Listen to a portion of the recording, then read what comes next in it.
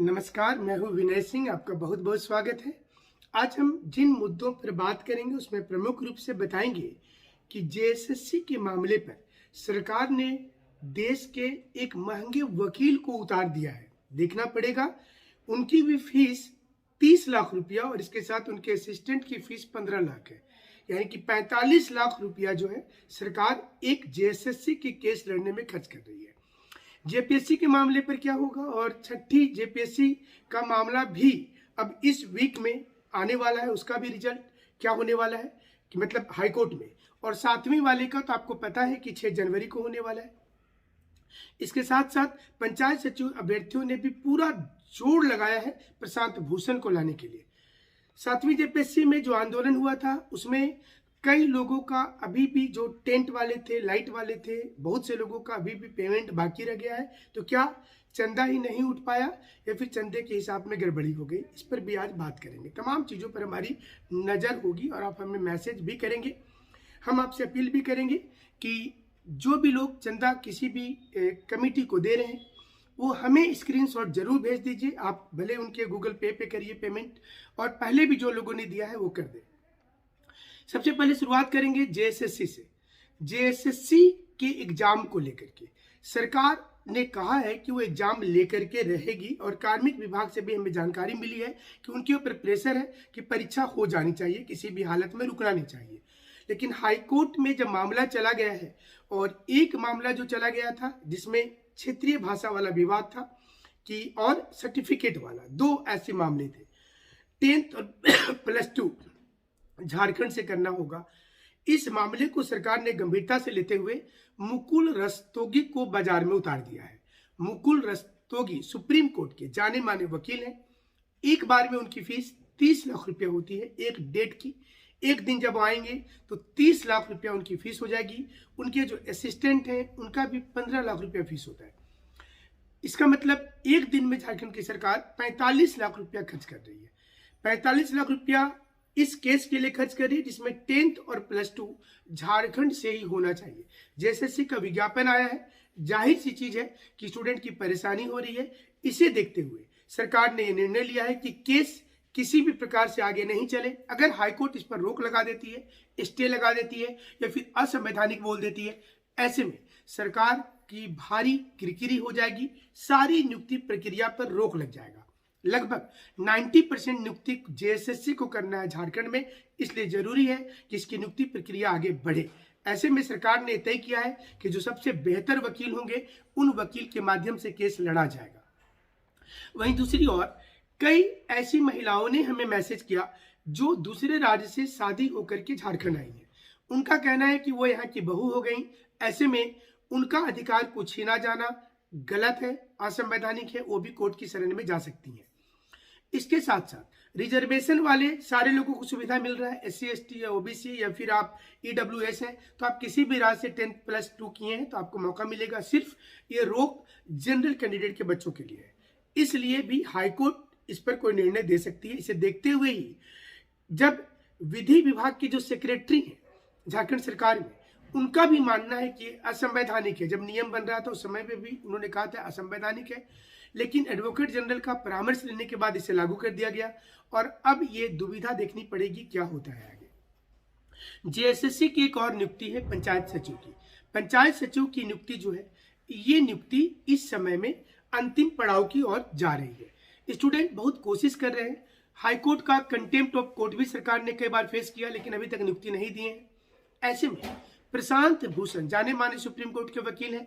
प्रशांत भूषण को स्टूडेंट यहाँ ला रहे हैं। उन्होंने ये अपील भी किया है कि सारे लोग उनको चंदा दें और किसी प्रकार से फाइनेंशियल, चूंकि आपको जैसे हमने बताया कि मुकुल रस्तोगी की एक डेट की फीस 30 लाख रुपया होती है। प्रशांत भूषण भी उन्हीं के टक्कर के वकील हैं।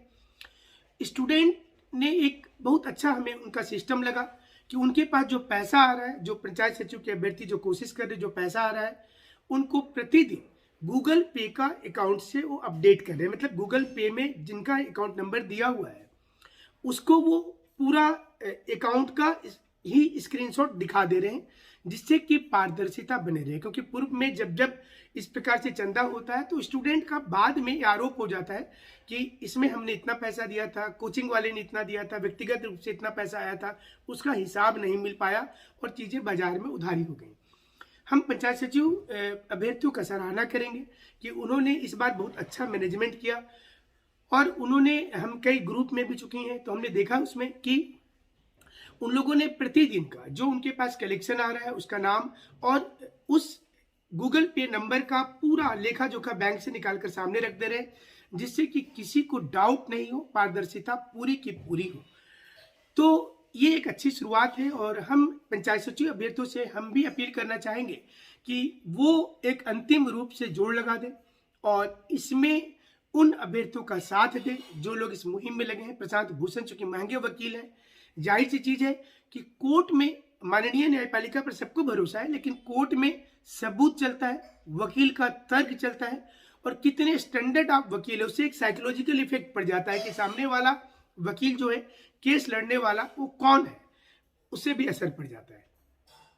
जेपीएससी का मामला भी इन दिनों कोर्ट में है और जेपीएससी में भी यही दुविधा होगी कि केस कौन लड़ेगा और केस अगर सुप्रीम कोर्ट के वकील लड़ेंगे तो ऐसे में उनके लिए फंड कहां से आएगा, कौन देगा, कैसे होगा। 7वीं जेपीएससी को लेकर जो फंडिंग हुई थी, हम ये अपील करेंगे उन लोगों से जो लोग फंडिंग इकट्ठा किए थे कि वह अपना गूगल पे नंबर जो दिए थे जिसमें अकाउंट में पैसा आया उसको सार्वजनिक करें। इससे उनकी जो इमेज है अच्छी रहेगी, क्योंकि हमने कल कई ग्रुप में देखा मैसेज कि टेंट वाले का बकाया रह गया है, साउंड वाले का बकाया रह गया पैसा। तो छोटी छोटी अमाउंट जो मार्केट में बकाया हो गया है उसके लिए इतनी ज़्यादा जो हमने देखा कि तर्क वितर्क चल रहा है, कोई फ़ोन नहीं उठाता है तो कोई गायब हो गया है, ये चीज़ों से स्टूडेंट का भरोसा टूट जाएगा और आने वाले समय में आंदोलन कमज़ोर हो जाएगा। हम ये उम्मीद करते हैं कि जो लोग इसकी जिम्मेवारी लिए थे, जिन लोगों ने पैसा अपने अकाउंट में मंगवाया, एटलीस्ट अपने अकाउंट का, गूगल पे का, फ़ोन पे का, वो पिछले 1 महीने का ट्रांजेक्शन को उनको रिलीज कर देना चाहिए। इसमें क्या दिक्कत है? जो लोग एक साथ बैठ करके काम कर रहे थे उन तमाम लोगों के अंदर ही इस समय में ये मन में डाउट हो गया है कि संभवतः अब जो लोग बुक करवाए थे, जैसे आप कोई आंदोलन करते हैं तो बुकिंग आपके नाम से हो जाता है, फिर सारा जिम्मेवारी आपको ही उठाना पड़ जाए और बाकी लोग अगर पैसा नहीं दें जिनके पास आया है तो दिक्कत हो जाएगी। तो जेपीएससी में जो लोग आंदोलन में थे उनको पंचायत सचिव अभ्यर्थियों से सीखना चाहिए। जेएसएससी के जो अभ्यर्थी हैं, जो ये लोग मैनेजमेंट कर रहे हैं इस वक्त में, कि सारी कुछ पारदर्शिता से कर रहे हैं। सामने उन्होंने गूगल पे का पूरी स्क्रीनशॉट भेज दिया है सारे ग्रुप को। इसलिए अब हम ये अपील करना चाहेंगे कि जेपीएससी में जिन लोगों ने फंडिंग किया, जो स्टूडेंट पैसा दिए हैं, चाहे वो डिब्बा में जाकर के दे दिए, क्योंकि इस समय भारी क्राइसिस से ये टीम जूझ रही है और अगर पैसे की वास्तविक दिक्कत हो गई है तो उसमें और भी लोग उसमें सहयोग करें इन तमाम साथियों को। और हमारा तो ये भी कहना है कि जो लोग केस मुकदमा लड़ रहे हैं वो अपने लिए नहीं लड़ रहे हैं, उनकी अपनी जमीन जायदाद की कोई लड़ाई नहीं थी, उन्होंने सबके लिए आवाज़ उठाया था। अब उनका व्यक्तिगत खर्चा हो रहा है, जो लोग भी केस लड़ रहे हैं उनका व्यक्तिगत खर्चा हो रहा है, ऐसे में उनको भी सहयोग की ज़रूरत है। हमें ये जानकारी मिली कल देर शाम को कि अलग अलग स्टूडेंट जो हैं, जो लोग पैसा दिए हैं, उन्हीं के ऊपर अब लोड आ गया है कि वो अब बाकी लोगों का कर्जा तोड़े। ऐसे में हम उम्मीद करते हैं कि जो भी लोग केशियर होंगे उनको हिसाब दे देना चाहिए। अगर कोई हिसाब मांग रहा है तो उसे देने में क्या दिक्कत है, और सामने आकर के बताना चाहिए। तो इससे क्या होगा, पारदर्शिता बनेगी। आगे बहुत से, झारखंड तो एक ऐसा राज्य है जहाँ पर कुछ ना कुछ सरकार गलती करते रहती है, हमेशा संगठन बनता रहेगा, आंदोलन होता रहेगा। और ये अगर पारदर्शिता होगा, जितना ज़्यादा ट्रांसपेरेंट होगा, ट्रांसपेरेंसी होगी, उतना अच्छा होगा आंदोलन और ये आगे बढ़ेगा। ये छोटी लड़ाई नहीं होती है। तो बीच में ही अगर आपस की सर्कल अगर टूट जाएगी, जो हम इन दिनों देख रहे हैं, क्योंकि ये चीज़ें मीडिया तक आ जाती हैं और फिर अखबारों के पास भी चला गया है, अगर ये चीज़ें छपनी शुरू हो जाएगी और जो मीडिया में है वो लोग बोलेंगे तो इससे खराब असर होगा और स्टूडेंट आने वाले समय में सोचेंगे। तीसरी महत्वपूर्ण खबर है जेएसएससी सीजीएल को लेकर के कि क्या इसमें एज मिलेगा, क्या एज मिलेगा। जो लोग 16 में वैकेंसी भरे थे उनका क्या होगा, 15 वाले विज्ञापन का क्या होगा, 16 संशोधन का क्या होगा, 19 वाले का क्या होगा।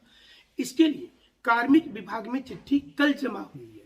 कार्मिक विभाग में स्टूडेंट ने वहां जाकर के लेटर दिया और स्टूडेंट का मानना है कि इसको सड़क पर लड़ाई न लड़के इसको आराम से और बहुत पॉजिटिव तरीके से प्यार मोहब्बत से सरकार से इनको बात की जाएगी और इसके लिए स्टूडेंट पूरी कोशिश में लगे हैं कि हेमंत सोरेन जी से सीधी बात हो और उनको ये कन्विंस किया जाए कि जो स्टूडेंट 16 में फॉर्म भर दिए थे उन्हीं का संशोधन रूप 19 में आया था, तो वो बिना मतलब का बीच से हट जा रहे हैं। वैकेंसी आ गई लेकिन लाखों स्टूडेंट प्रभावित हो रहे हैं, इसलिए उनको यहाँ पर सामने आना चाहिए और सरकार को जिम्मेवारी लेनी चाहिए कि वो सब कोई उनके ही बच्चे हैं, यानी कि पेरेंट्स हमारा गवर्नमेंट है। उनको सोचना चाहिए कि आपके राज्य के युवा की खराब स्थिति हो जाएगी तो बहुत मुश्किल होगा।